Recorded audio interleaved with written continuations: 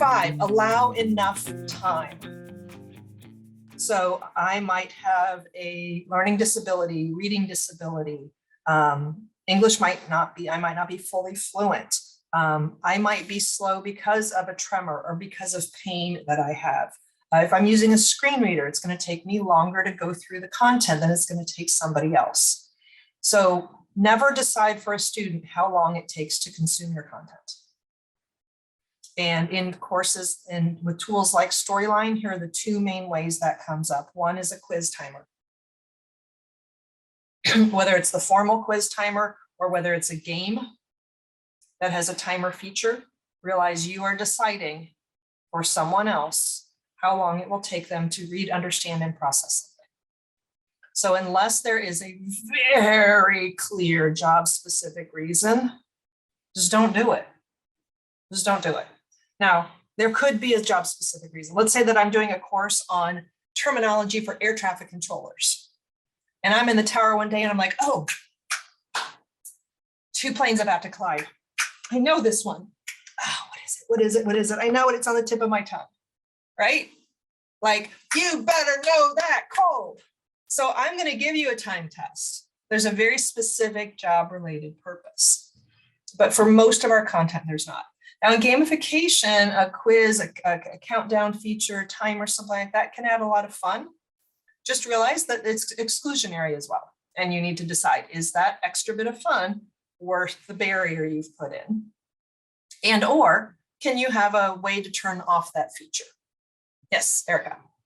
Diane, does this also at all impact us, like when we've been suggested a best practice is inside of an LMS to try and indicate, how long a particular piece of learning content might take?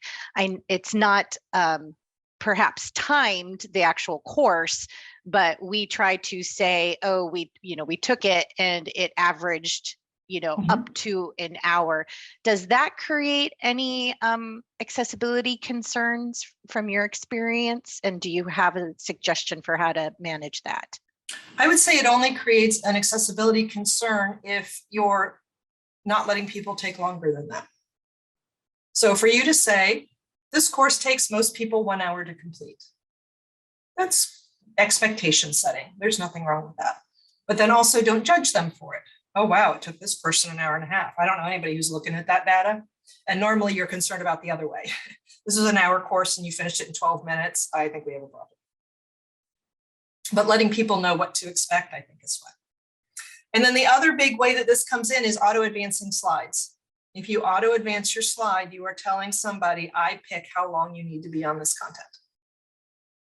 So don't do it. Let them stay. And yes, they could back up. Yes, they can go, but it's just extra work.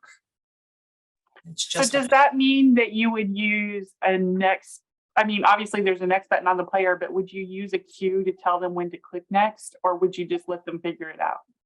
That's a big debate. I'm not a huge fan of putting in instructions on every slide because I think it feels repetitive. If there's audio, I always include the seek bar so that people can tell when the slide is over, because sometimes you might have a little pause in the audio. People don't know it's over yet. So I think the seek bar helps with that as well. But I don't usually say add to the audio, click next to continue or anything like that. Okay. So Diane, that opens up a question for me and possibly a can of worms that isn't appropriate for today because that's into the whole don't hold your learners hostage mentality, which has come about because of the whole button seat concern, because a regulatory agency is saying, your learners need to have X amount of hours in learning.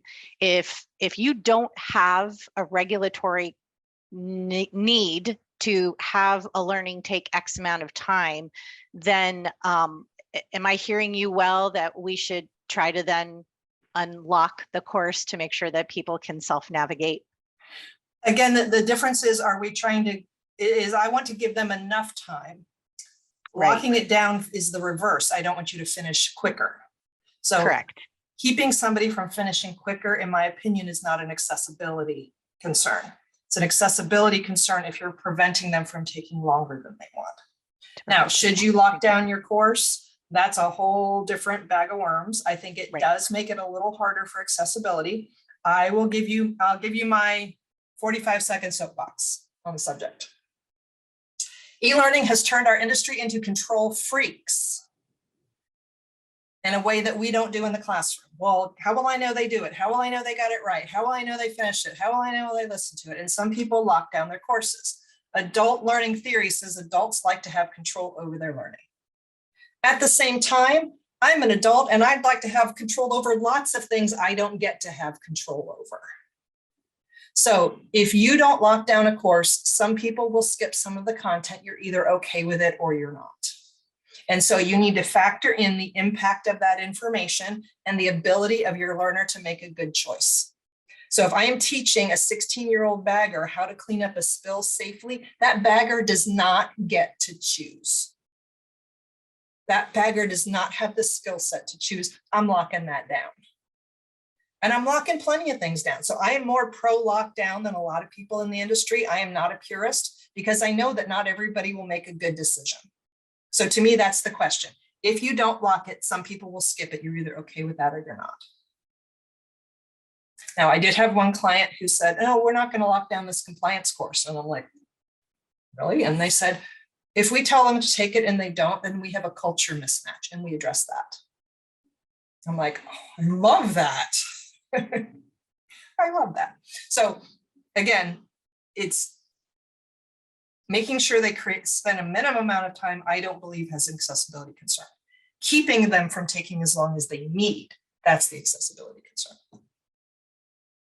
Okay. I appreciate that distinction. Thank you. You bet.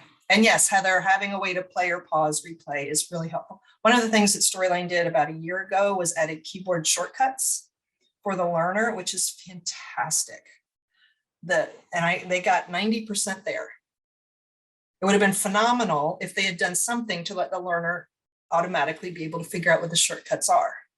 And it doesn't. So we have to tell the students what the shortcuts are, but especially if you have a disability, the, Control-Alt greater than is next. Control-Alt-P is pause. Control-Alt-M is mute. If you have a disability, that is so freaking helpful. Let your learners know about those tools.